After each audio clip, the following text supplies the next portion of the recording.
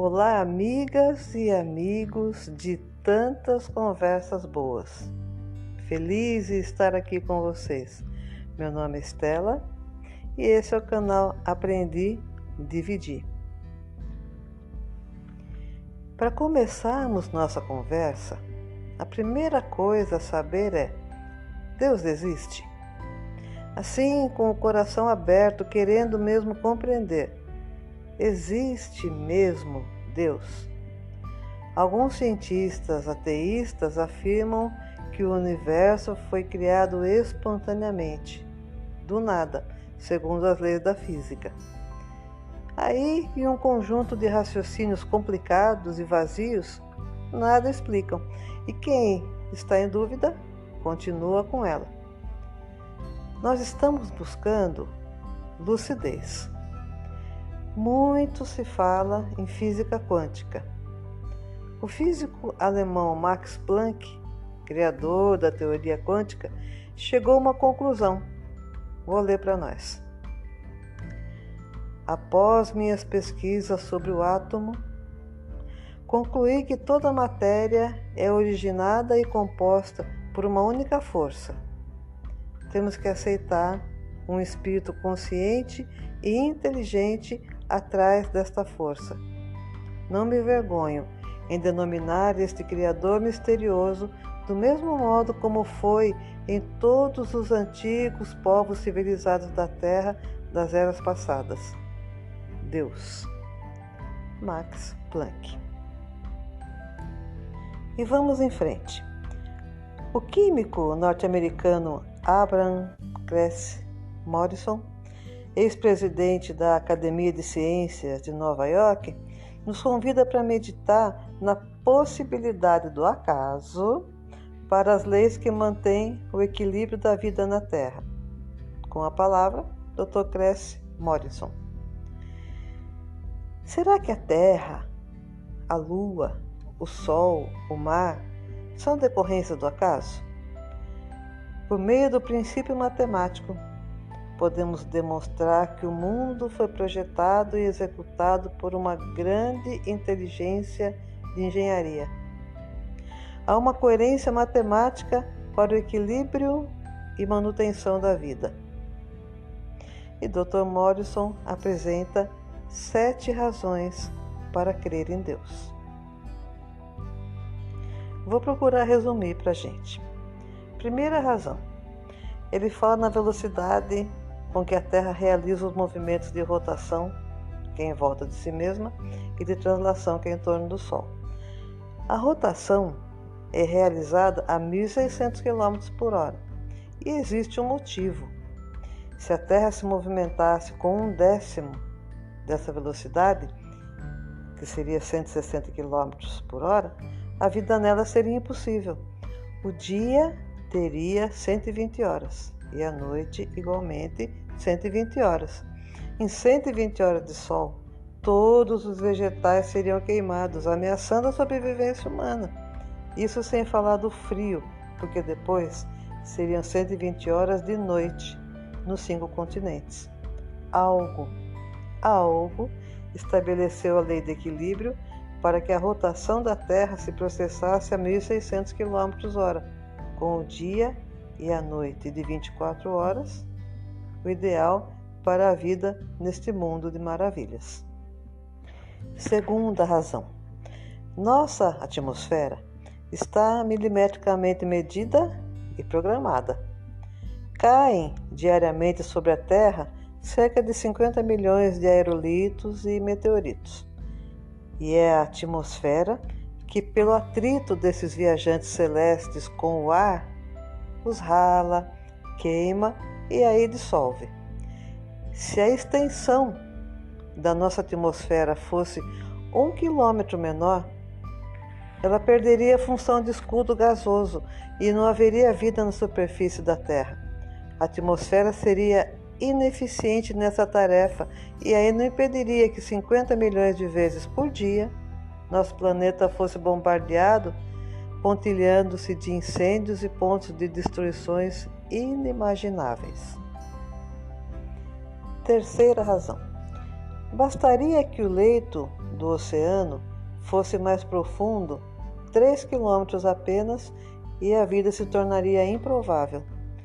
O oxigênio do ar seria absorvido e o ácido carbônico se misturaria às águas, exterminando toda manifestação vital no seio do elemento líquido e na superfície. Quarta razão. O cérebro que presidiu a Academia de Ciências de Nova York ensina que se a distância da Terra à Lua, por acaso, não fosse de 370 mil quilômetros, mas, por exemplo, de 70 mil quilômetros, desapareceria a vida no planeta. A pressão magnética do satélite sobre os mares levantaria ondas tão altas e terríveis que marés e pré-marés arrasariam totalmente a crosta terrestre, lambendo os picos extremos do Himalaia. Quinta razão. O que aconteceria se a inclinação do eixo da Terra não fosse de 18 graus, mas se situasse numa vertical ou mudasse de posição? Resposta: os gelos antárticos desceriam em direção ao Equador, num cataclismo apocalíptico.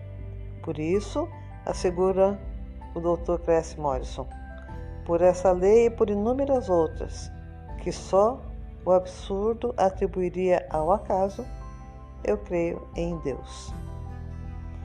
Sexta razão. A distância que separa a Terra do Sol é de aproximadamente 150 milhões de quilômetros. É ela que proporciona ao nosso mundo a tépida sensação de calor, nem insuficiente, nem exagerada para a manutenção da vida, mesmo sendo a superfície do astro-rei 6.648 graus centígrados. Se a Terra estivesse mais próxima do Sol, seria esturricada pelo calor. Mais afastada, se perderia pela insuficiência térmica, por inadequados raios ultravioletas, infravermelhos e caloríferos, mantenedores do equilíbrio metabólico na vida vegetativa. E sétima razão, é evidente, é racional que uma inteligência matemática e superior estabeleceu e providenciou as condições de vida para a Terra, restando uma chance em bilhões de que nosso planeta fosse o resultado de um acidente filho do acaso. O universo e tudo que nele há foi projetado e executado em detalhes, com cálculos milimétricos e com uma exatidão única e de excelência. Por isso mesmo, revela um poder inteligente. O universo não é obra do acaso. Obrigado, Dr. Morrison. Essas razões e muitas outras que poderíamos falar são mais do que uma confirmação da existência de Deus. Tanto cuidado é a afirmação do amor que o Senhor da vida nos dedica. A nossa intenção não é entender Deus, sua justiça cheia de bondade, seu poder abundante de amor. Saber que Ele é a inteligência suprema, causa primeira de todas as coisas, e que nos ama é o que importa. Bom, desde o começo aqui, estamos construindo um pensamento juntos. Olha só, para que uma comunidade, uma sociedade funcione bem, é muito útil que existam regras, leis, mesmo que rudimentares, e claro, que sejam observadas. Deus, na sua sabedoria, criou também leis divinas, que mantêm o universo perfeitamente organizado, embora a gente, às vezes, veja caos. E quando nós não conseguimos viver orientados por essas leis, nos distanciamos dele. E aí ficamos infelizes. É algo assim como Vou fazer o que eu acho, do meu jeito. Não me importa o que seria o certo, e muitas vezes seguimos errando. O benfeitor Emmanuel nos diz: o bem que fazemos é nosso advogado em toda parte. Da mesma forma, o mal que lançamos no universo, de alguma maneira, nos reencontra. Em resumo, a cada um segundo suas obras, como nos alertou nosso Mestre Jesus. Como não falar de Jesus? Devemos falar mais dele, por que não? A dedicação dele a nós é sem limites e ele prometeu estar sempre conosco. Repara como a espiritualidade é organizada. Deus enviou o nosso Mestre como um modelo, um guia, e ele deixou para a gente suas orientações, seus ensinamentos, que formam o Evangelho, o mais perfeito código de conduta que poderíamos ter. Providências divinas para nos ajudar. Falamos sobre isso no vídeo O Médico das Almas. Então, quando Jesus disse, eu sou o caminho, a verdade e a vida, está falando justamente desse roteiro, dessa mão segura que está nos estendendo. O Evangelho que ele trouxe é de Deus. A verdade é a mesma em todo o universo. Jesus sempre dizia, faço a vontade do meu Pai. Por isso, tomar conhecimento do Evangelho, tentar entender, incorporar o que conseguimos na nossa maneira de agir, com certeza é o que vai nos conduzir na direção de nosso Pai. Bom, viver seguindo as leis divinas nos aproxima de Deus. E a proximidade com Ele nos faz um grande bem, proporciona felicidade. Por que será? Uai, é bem difícil ser feliz agindo mal. Uma alegriazinha momentânea até acontece. Aquele gostinho de prejudicar algum desafeto aqui, de uma vingancinha ali, mas não dura, nem poderia durar. Gera desgosto, pensamentos ruins, mágoa, não gera nada salutar. E quando agimos bem? Mesmo no anonimato, o agir bem acalma, gera mérito, concórdia, gera pensamentos e sentimentos bons, gratidão, atrai simpatia. Poderíamos então refletir que caminhar para Deus se identifica com o culto ao dever, a atitude responsável, a priorização dos princípios éticos. Faz sentido, né, pessoal? Às vezes, a maneira como vemos a vida nos atrapalha bastante. Vivemos um momento de grande ceticismo, bastante afastados do verdadeiramente sagrado, do bem e do belo.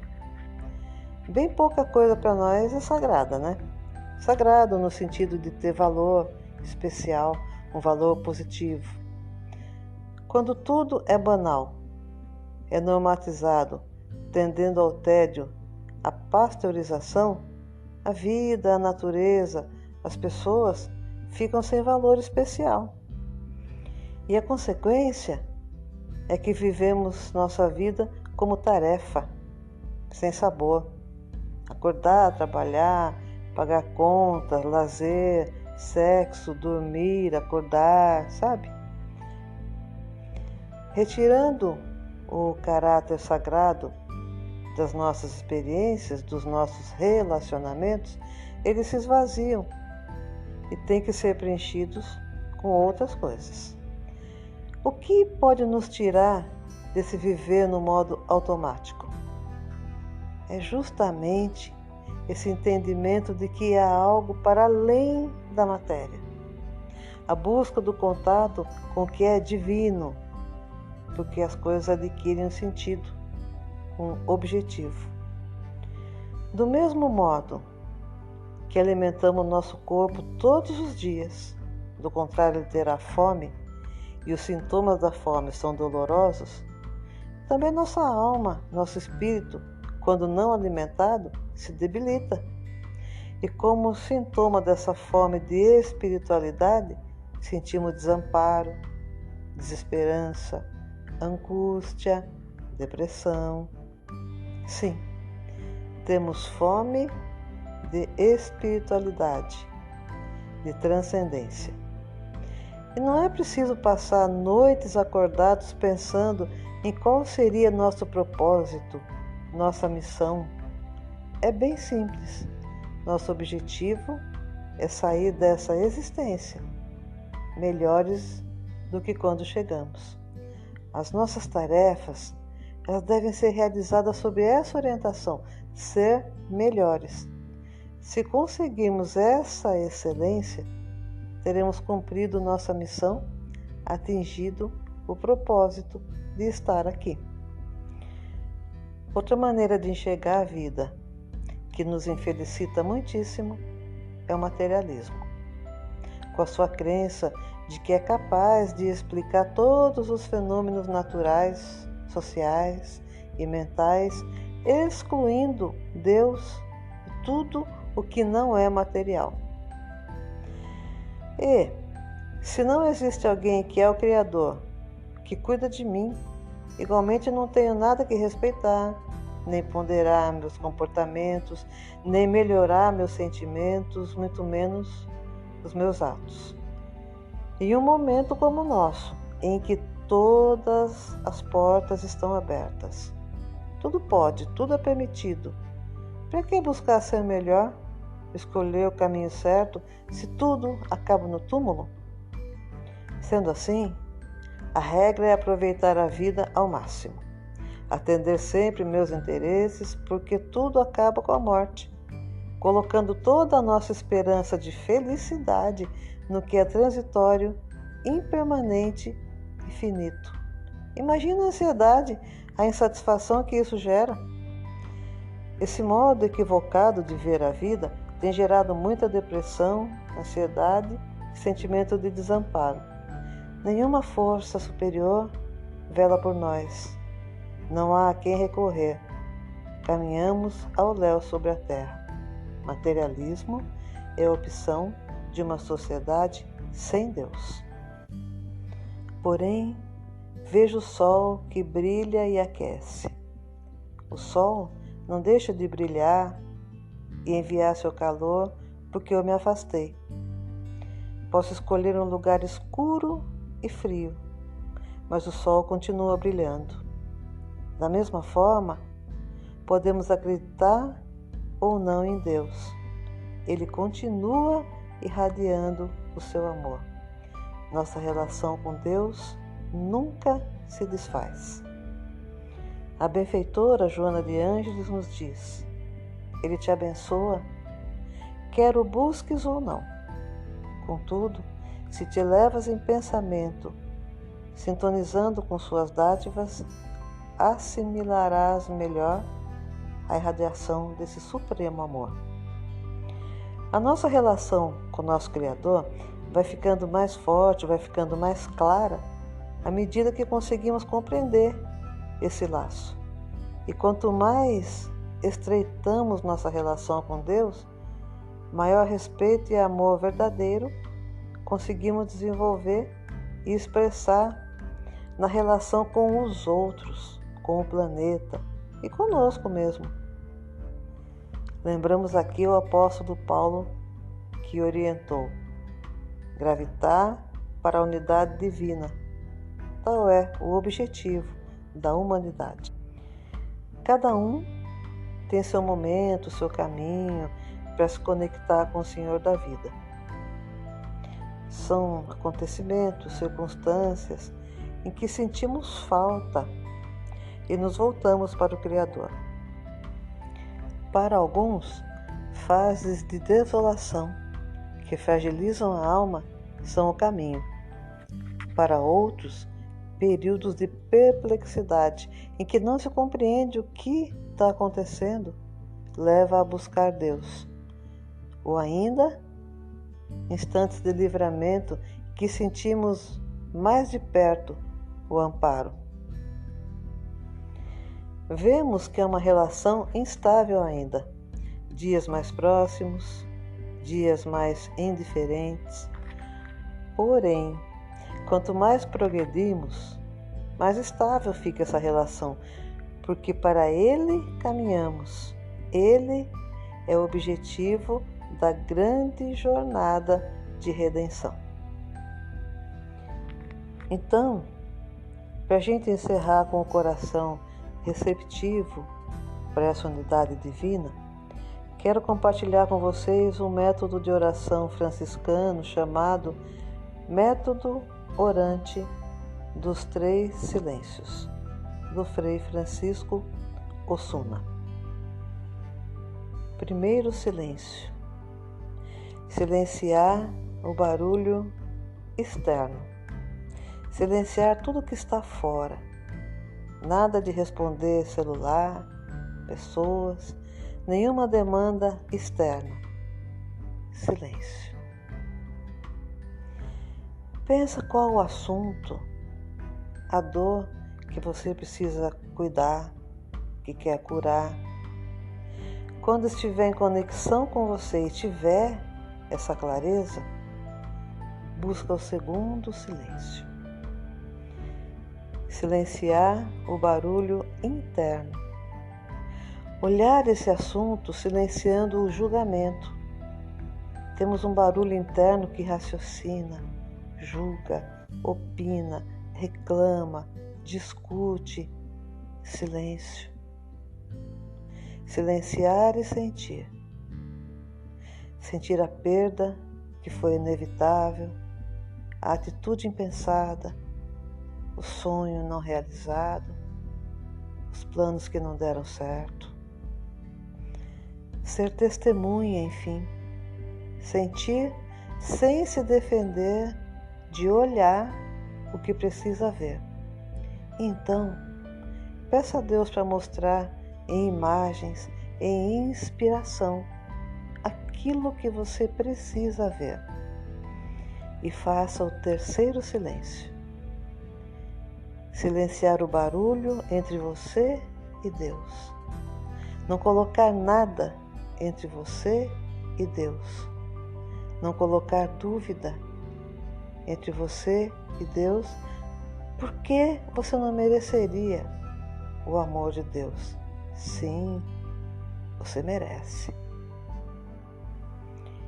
E então, pede a Deus aquilo que precisa. Quanto mais consciência do seu pedido, melhor. E confiança de que Ele oferecerá o melhor para o seu momento. Confia e entrega, porque além de onde seu braço alcança, existe o braço de Deus. Alma querida, por mais que o mundo te atormente, a fé simples e boa, por mais te lance gelo na alma crente, na sombra que a traiçoa, alma sincera, escuta, que além do mais além, no coração da altura, Deus trabalha, Deus sonha, Deus procura, Deus espera também. Que o Senhor da vida nos guarde e recebam o meu muito, muito obrigado por esses momentos tão especiais.